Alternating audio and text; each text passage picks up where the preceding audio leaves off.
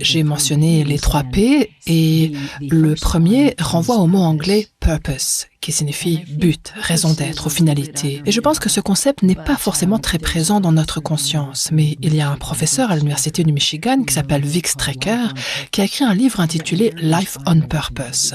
Ce livre m'a beaucoup inspiré parce qu'il explique que nous ne prenons généralement pas le temps de nous poser la question, en fait, quel est mon but? Quelle est ma raison d'être? On se dit peut-être que ce serait un véritable luxe d'avoir le temps de réfléchir à sa raison d'être.